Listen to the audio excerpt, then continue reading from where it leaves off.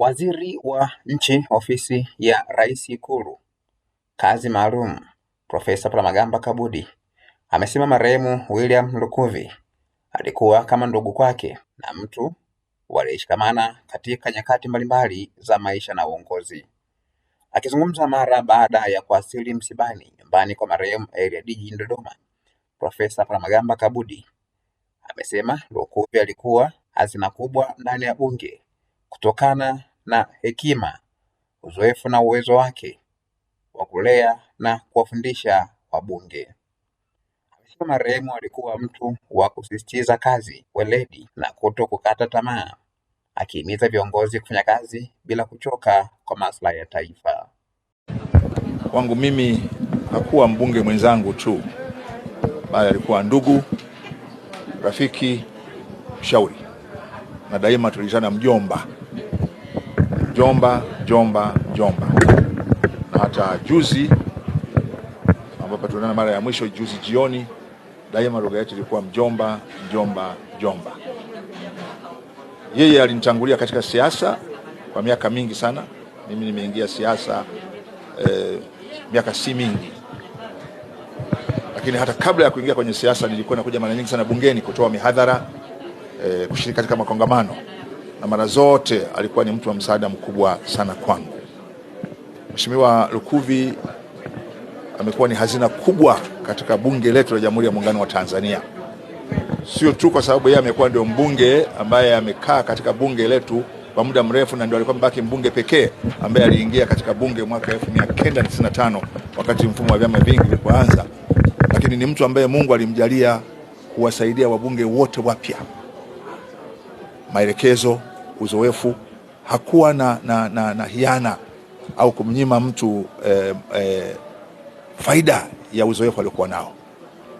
Alikuwa ni mtu makini kabisa, aliyepanga utaratibu wa ratiba vizuri kabisa. Ni mtu aliyejali kalenda, ni mtu aliyejali muda, lakini ni mtu aliyetambua kipaji cha kila mbunge na mahali gani kinahitajika.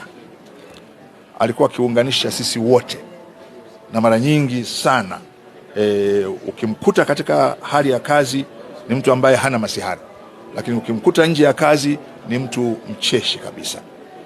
Na mimi nilipoingia katika bunge nikiwa mbunge wa kuteuliwa, miongoni mwa walimu wangu wakubwa kabisa walionipokea na kunisaidia kuelewa siasa na bunge alikuwa ni William Vangimembe Lukuvi.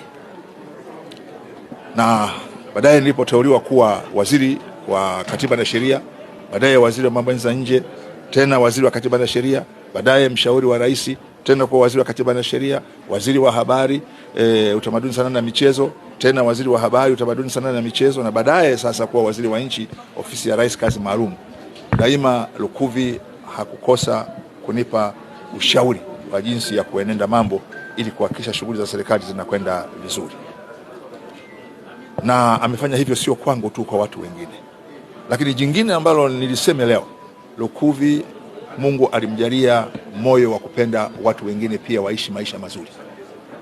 Hakukosa kutushauri kuhusu njia za kiuchumi za kupata mapato halali.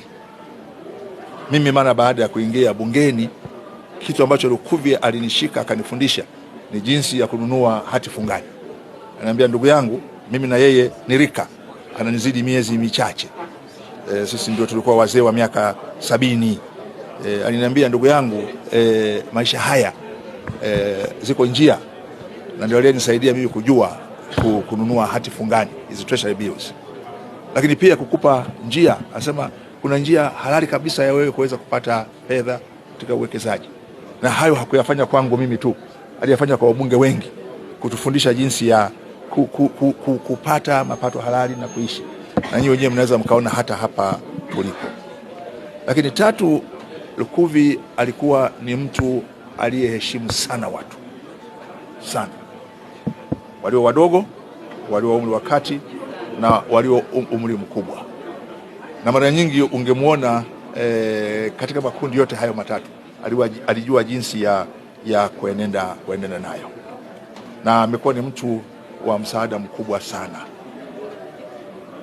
Na hakika kwa sisi ambao tumefanya naye kazi, msiba huu ni msiba mzito sana. Msiba mzito kwa sababu daima tulikuwa na mtu ambaye kwetu alikuwa ni kama kamusi au alikuwa ni kama encyclopedia. Kama kuna jambo ukienda kumuuliza unajua utapata ushauri. Sasa kamusi hiyo ya shughuli za serikali na shughuli za bunge ndio hiyo ambayo Mwenyezi Mungu ameona aichukue. Amefanya kazi yake kwa moyo wake wote, kwa uzalendo wake wote, kwa nguvu zake zote, kwa akili zake zote mpaka dakika ya mwisho. Na hakika wenzangu wamewaambia kwamba hata jana alikuwa katika vikao vya kamati za bunge. Kwa hakuchoka kufanya kazi. Ndio salia kwetu sisi sasa. Kwanza ni sote kupeana pole. Peana pole Mheshimiwa Rais wa Jamhuri ya Muungano wa Tanzania, Makamu wa Rais, Waziri Mkuu na sisi wote na wananchi wote. Lakini zaidi pole nyingi kwa wananchi wa jimbo la Isimani ambaye amekuwa mbunge wao toka mwaka 95, lakini kwa familia yake. Na sisi wa Tanzania tuyachukue yale yote ambayo Lukuvi ameturithisha. Moja, kufanya kazi bila kuchoka. Kufanya kazi kwa nidhamu. Kufanya kazi kama timu. Kuipenda nchi yetu kwa moyo wetu wote na kujitoa bila kujibakiza ili taifa la Tanzania lisonge mbele. Waheri rafiki yetu, waheri ndugu yangu, waheri mjomba, lakini hakika kazi umeifanya, imani umeilinda, mwendo umeumaliza. Mungu akupokee katika amani yake. Asante sana.